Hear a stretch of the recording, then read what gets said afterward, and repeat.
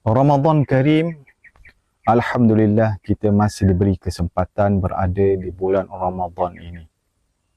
Sidang penonton yang dikasihi sekalian, matlamat utama kita berpuasa adalah untuk menjadi insan yang bertakwa kepada Allah Subhanahu wa taala. La'allakum tattaqun. Sidang penonton yang dikasihi sekalian, bagaimanakah cara untuk kita meraih takwa di bulan Ramadan ini? Yang pertama, kita hendaklah menyucikan diri kita dengan banyakkan beristighfar kepada Allah Subhanahu wa taala dan bertaubat kepada Allah Subhanahu wa taala. Yang kedua, kita perlu menanam dalam diri kita bahawa ganjaran yang besar dan pahala yang berlipat kali ganda Allah sediakan di bulan Ramadan ini, maka rebutlah peluang yang ada ini.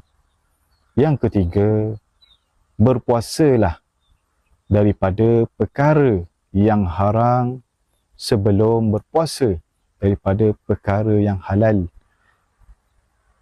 Seperti tidak bercakap perkara-perkara keji dan sebagainya.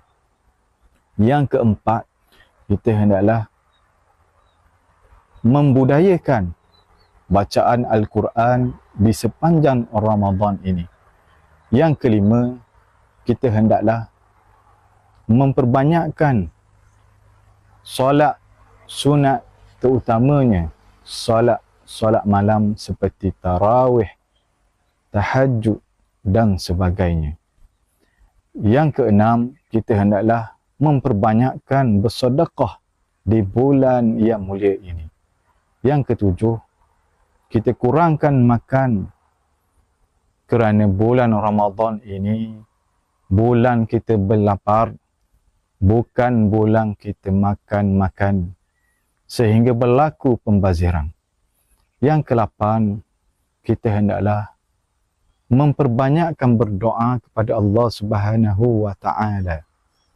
Yang kesembilan, kita hendaklah menjaga waktu di bulan Ramadan ini dengan perkara-perkara yang berfaedah dan mendatangkan pahala seperti sentiasa solat berjemaah dan tidak melakukan perkara-perkara yang sia-sia seperti tidur yang panjang di siang hari.